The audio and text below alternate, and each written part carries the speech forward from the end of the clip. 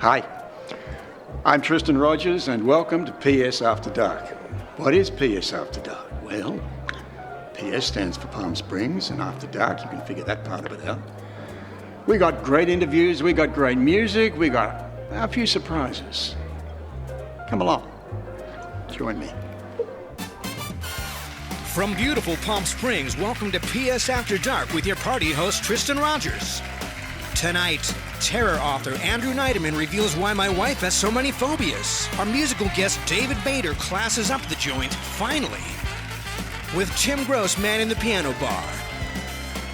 Griffin Wade making nuanced beer observations. Kelly McQuinn giggling by the pool.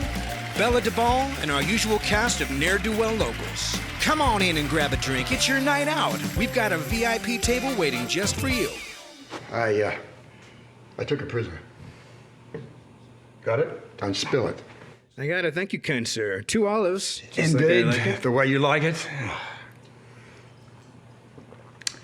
Oh, Why, thank you. really good booze.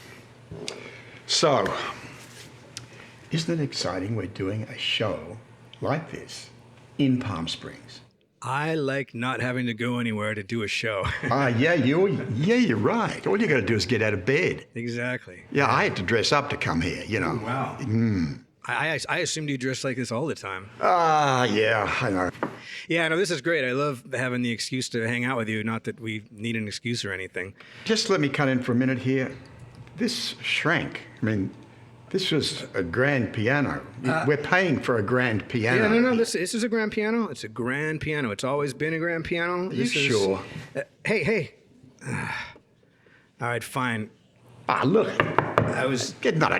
What's grand about that? You're the kind of guy who looks up skirts. I didn't know that about you. Come on. I know. People...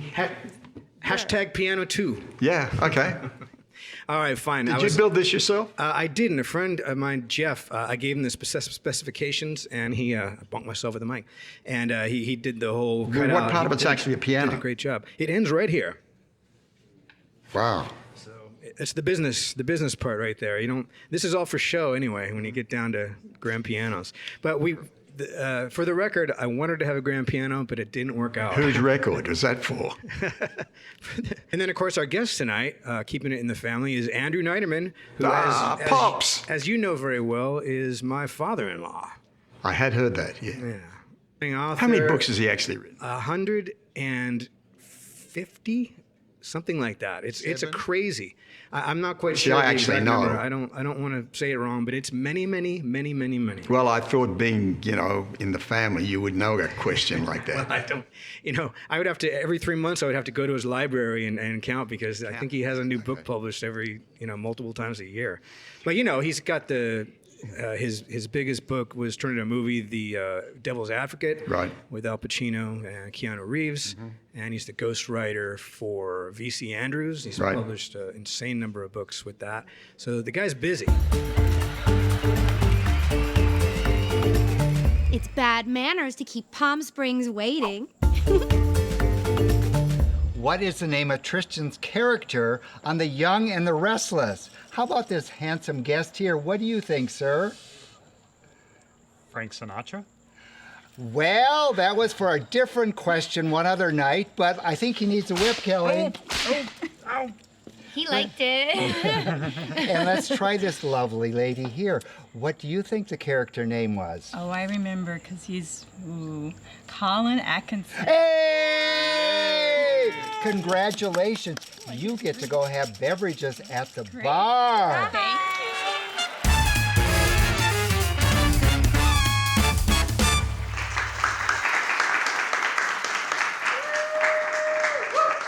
Thank Pops, good to see you, man. Diane, don't you embarrass me and fall down the stairs. Don't I'm embarrass. going to be pissed if you do. Yeah, cheers, mate. Good to see you. You too. So, I have a mind-boggling question for you. Okay. Stephen King, That's Dean fine. Koontz, Yeah. Elmer Fudd. Yeah. Okay, who do you like the best? I know it sounds like the start of a joke, but it's not. Yeah, well, I have, professional reasons to like the two horror writers. I've been with Dean Koontz. I've had dinner with him, and we've had lunch, and I know him real well now.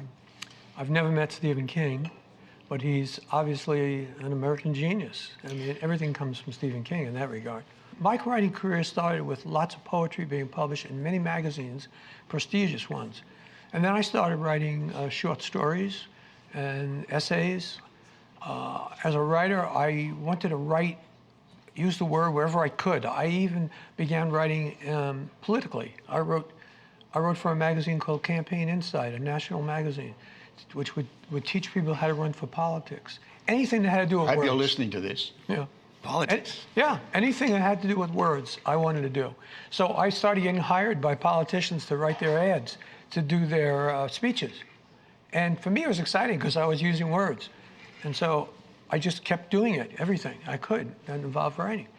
And it took a while to get an agent in those days. Was I think almost easier than it is today. But you had, because they still had something called over the transom, which meant an agent would read a manuscript that came in without a reference. They would look for new writers. And I wrote a book that my agent liked, my first agent.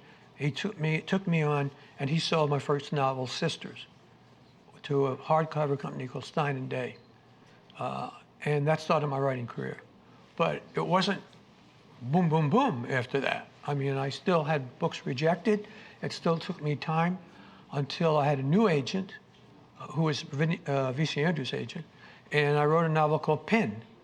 And Pin became a very big book and was made into a feature film. And that launched my Neiderman terror career.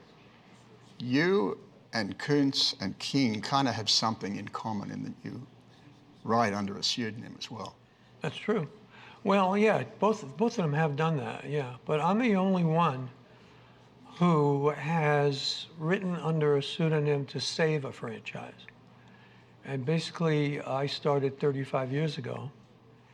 And when the V.C. Andrews franchise had already begun and had sold 26 million books in the world, it is now 108 million. And every V.C. Andrews title published is published in every country in the world that has a publisher.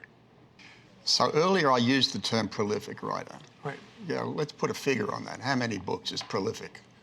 Well, if I count the 46 thrillers I write under my own name, and I count all V.C. Andrews novels, I'm somewhere around 151, 52 books published. Most people have never read 152 books, Elmer much Fudd less. can't touch that. Elmer Fudd can't touch that. Yeah, right. Elmer Fudd, no, you're right. But you know what's Maybe funny? one or two. But it's funny when you say that. It reminds me of a story when we first moved into where we live now. A little bit afterward, well, actually 2.5 years, somebody else moved in and invited them over. And they came to my office and they looked at all the books on the shelves. And the woman said to me, "You've read all these books?" I said, "No, I wrote all these books." And I gave her one. I gave her The Devil's Advocate, and have never seen her since. You write in the dark genre, right? What it was called, a dark genre. Well, I used to be labeled a terror horror writer. V.C. Andrews really has its own genre. In some bookstores, they put the books in a terror genre, and some put it in general fiction, and some actually even put it in YA, young adult. So it depends on the bookstores and how they treat it. But in general, I would say V.C. Andrews is its own genre. It's full of secrets and family saga. Romance? And there's always romance. There has to be some romance, of course. And it's basically what V.C. Andrews herself said. She was interested in why people who are supposed to love each other hurt each other. And in the course of writing the novel and the family saga, you find sibling rivalry, you find jealousy with a mother and a daughter. You find all these things that are in real life, and that's the psychological terror of it, but it's not graphic horror like King or even Koontz would write. But basically, she broke the whole code when she wrote Flowers in the Attic, and in it she put incest. And I just finished writing the biography of Virginia Andrews, and studying her and studying all the things that she did and why she did them. There was no incest in her family life. at all. So fans always, look at it and read into it. Is there now? There's never been. Oh. Never been incest. None that's been proven, at least. Yeah. I mean, Well, That's a big disappointment. no, yeah, I know. But basically, no, there's never been any. And I think the exciting thing about it was that the publishers took it. They went out with it. And the first movie made of Flowers in the Attic did not include incest. And it sold a lot, but it was a disappointment to the fans. The second movie, which I helped get developed for Lifetime, had the biggest night Lifetime ever had, 6.1 million viewers in one night. And that had incest. They took it on and they weren't afraid of it. And since then, it's not been a big deal. Flowers in the Attic is somewhere in the 30 million range. It's being republished. We just sold the whole series again to France after 40 years. And I think a lot of that has to do with the movies that we've made on Lifetime. We've made 15 straight movies on Lifetime, and we'll have 4 more going, and a TV series and everything.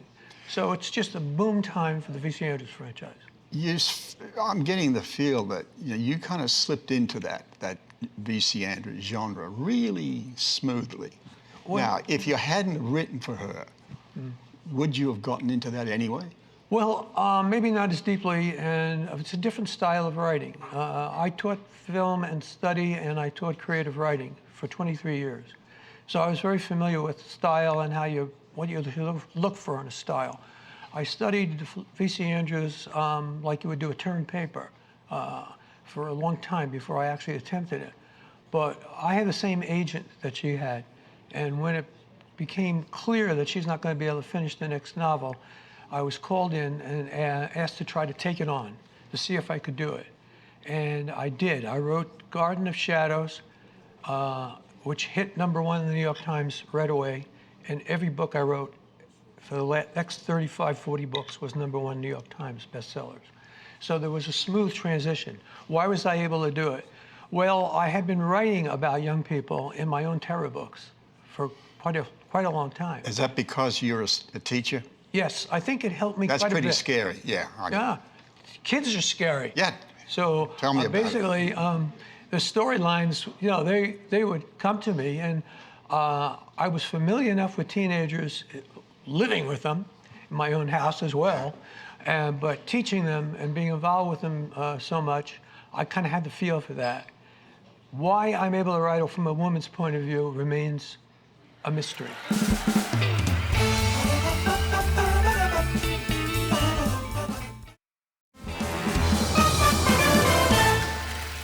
Don't you hate it when someone answers their own questions? I do.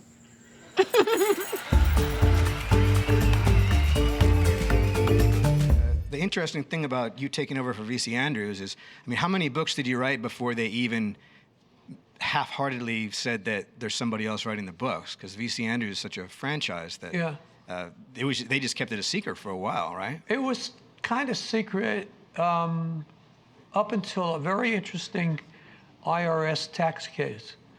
What happened was the IRS decided to put a value on the name V.C. Andrews and then tax the estate based on that value.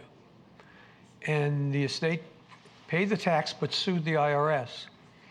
And so in comes me as the chief witness because I'm writing the books. And this is a fascinating example of what a lawyer should never do. The lawyer had me on cross exam, and he said, he thought he had me good. He said, I'm going to give you 3 things. I want you to tell me the order of importance. He said, the name V.C. Andrews, the story, and you. And I said to him, who wrote Gone with the Wind? And he should never have done it, but he said, I don't know. And I said, well, who's Scarlett O'Hara? He said, oh yeah, Scarlett O'Hara, the main character in Gone with the Wind. So I said, so you answered the question. The most important thing is obviously the story. There is no story without me. So I'm next. And then comes the V.C. Andrews name. And the V.C. Andrews side went, yay! When that happened, the Washington Post picked it up and put me all over. And then after that, I was pursued. It's going to be a bigger story. because V.C. Andrews is going to go into an enormous amount of film development, and the biography is going to be out in February, written by me, and there's going to be an even bigger story that I can't actually say right now, but it's going to be one of the biggest stories in the entertainment world. And all of that is going to just coalesce around the franchise, which has gone for 40 years. It is the longest consistently published book franchise in American publishing. Now, when you're sitting down to create, is that what you do? You sit down and create, or do you have a certain time during the day that you allocate to that, or is it just random? Well, before he even answers that, I'm going to say that I have come to his house many times, and he's never seen that busy working. I don't really know when he works. He might do it maybe from 3 a.m. until 6 or something. I don't know. But I just walk in, and he always just doesn't seem to be. Watching television, huh? He's never once said, "Hold on, I'm working on something." That's right. Yeah. So I don't. Yeah, it's true. I get up, have breakfast, and then go to work. The reason I do that also is because I have to be in touch. We are literally in touch almost on a daily basis with London, with different parts of the world, even India. And you have to, consider the time difference. And I have got to be ready to converse with people and get information by 8 o'clock in the morning, usually for Europe, for England, and those things, and then start to work. And then I'll suddenly realize, because I'm hungry, and the old days, I'd just get on the phone and say, "Diane, what's for lunch?" And that would be it. So I'd come out for lunch and then go back in and do some more work before the end of the day, because New York is still open, and do my work. And then Tim will walk in after all that and think, that's nothing. Yeah. He does nothing.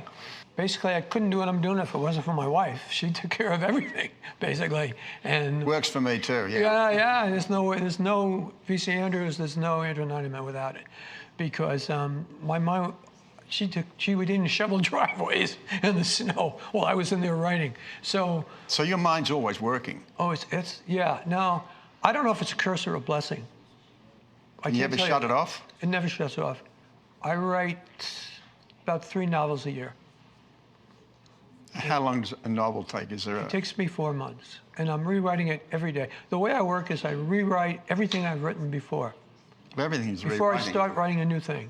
Writing is rewriting. Right. And that's what I tell people, students, and people that want to be writers. If you don't understand that, you'll never be a writer. Because when you come back to it a week later, you realize, oh my God, there's so many things I should have done here. And this shouldn't have happened, and I should have put this in. And so you're constantly rewriting. I would say, not exaggeration, I rewrite a book maybe 10 times. It's just the way it is. Do you ever find yourself changing for the sake of changing? No. There's always a necessity? Yeah. Something has got to make it happen. That goes back to the idea the character makes the story. So, at a certain point, you put your character into a real crisis, and this character will not do A, will not do B. And now in The Umbrella Lady, there's a fire in a house, and a mother dies in the fire. Aha. It's time to eat, honey. Oh, I can't tell the rest of the story. I got to go. Save it for later, but I've got a question. Okay. Who, if any, people in the family are you currently looking at as potential writing material? I notice you've been looking at Tim quite a bit. Yeah. Well, every time I think of a character who could be a rock star or something, I look at Tim, yeah, definitely. No, I don't see him as that genre at all. He'd never make it. No, I don't think so, yeah. Yeah, he's the rock star of our family, so if we're going to write something about a rock star, I'm going to use Tim. He won't even know it, though, half the time. He'll say, is this me? Oh, well, that happens a lot to writers, by the way. You got to be careful of who you use. People come up to you and say that. I want to thank this man who I have the pleasure of being the only person in the world who can call him Pops. That's right. For being on this show today. Uh-huh. I know a lot more about you now than I did 20 minutes ago. Well, it's a pleasure. It's been a pleasure. Thank you, Tristan. Thanks, Pops. Take care. See you soon.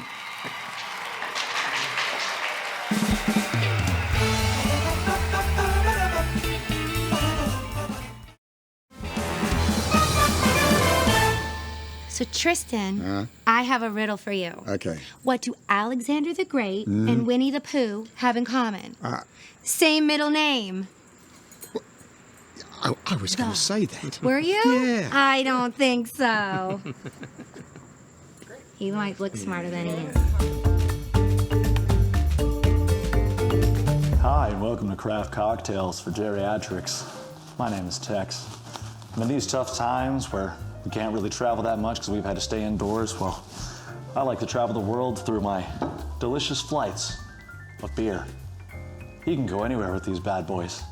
To the rich rolling hills of California, to the lush forests of Milwaukee, where my personal favorites have come from. Really got a taste for these bad boys back in my time in state. If Coach would have put me in fourth quarter, we definitely would have won, but instead I turned to these guys and never looked back.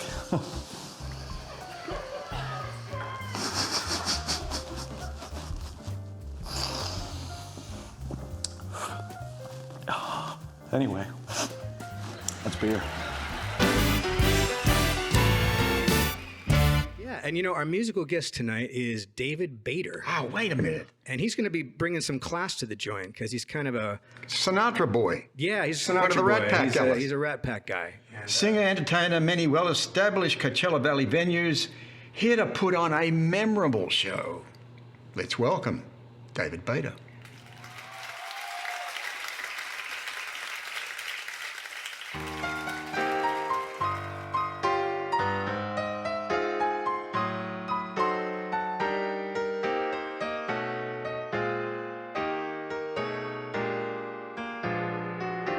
It's 2:45. There's no one in the place except you and me. So set 'em up, Joe. I got a little story I think you should know.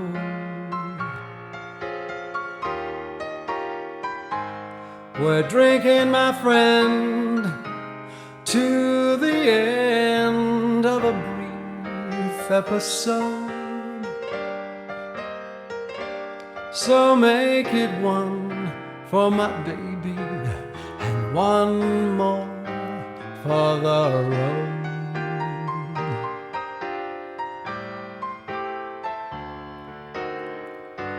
I know the routine.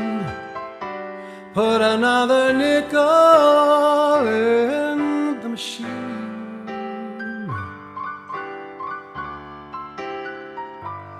Feeling so bad, won't you make the music easy and sad? I could tell you a lot, but you've gotta be true to your code. So make it one for my baby and one more for the road.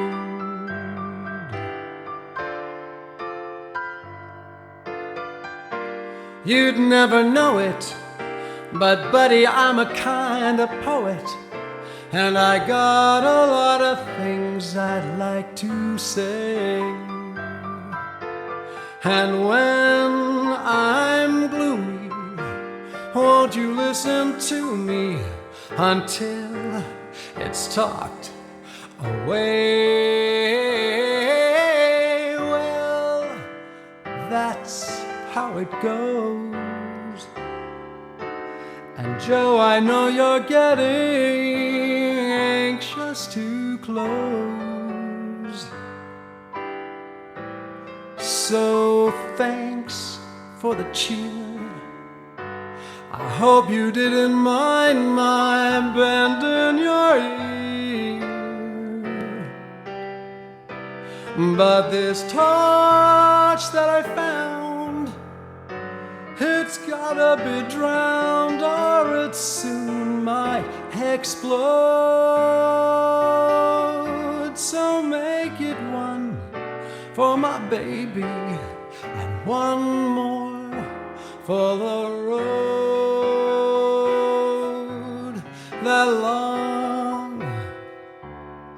long road.